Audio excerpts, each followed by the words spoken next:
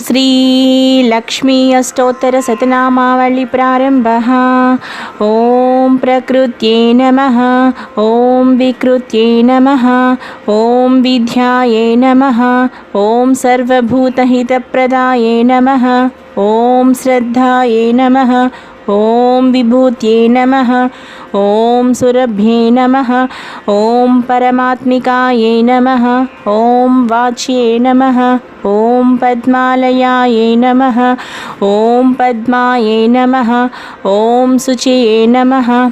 ओम स्वाहायै नमः। ओम स्वधायै नमः। ओम सुधायै नमः।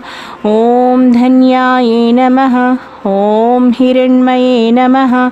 ओम लक्ष्म्यै नमः। ओम नित्यपुष्टायै नमः। ओम विभावत्यै नमः। ओम आदित्यै